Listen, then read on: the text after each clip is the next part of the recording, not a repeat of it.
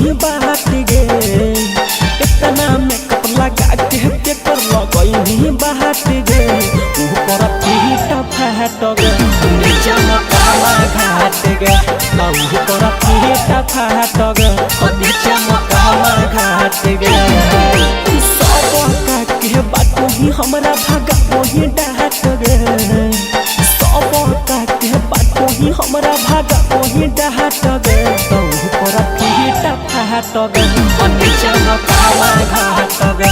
ऊपर पीटा फाट गे नीचे मकावा घाट गे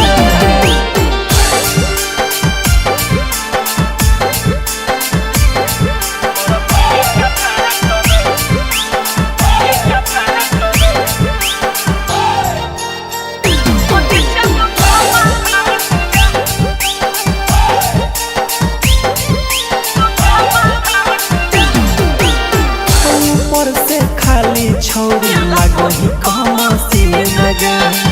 बकी के बड़ा भन कहू तोर मसीन ऊपर से खाली छौरी लागही कमसी लगे बकी के बड़ा भन कहू तोर मसीन देखा के हो पंजाबानी सबके देही छहट गे देखा के पंजाबानी सबके देही छहट गे ऊपर पीटा फाट गे नीचे मकावा घाट गे ऊपर पीटा फाट गे नीचे मकावा घाट गे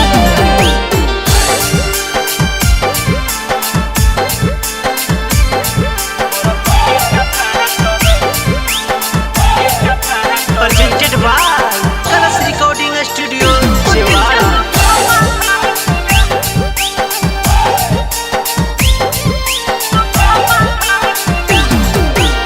सौरभ सुगमा छौरी खोला भेटौ पोल गे कितना पानी में मखी देतौ तोरा तौल गे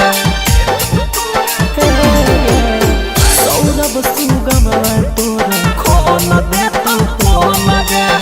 कितना पानी में मखी देतौ तोरा तौल गे देख के तोर सामान फेल हो हाथ गे देखी के तोर सामान फेल हो हाथ गे ऊपर पीटा फाट गे नीचे मकावा घाट गे ऊपर पीटा फाट गे नीचे मकावा घाट गे Presented by Colors Recording Studio, Jiwara.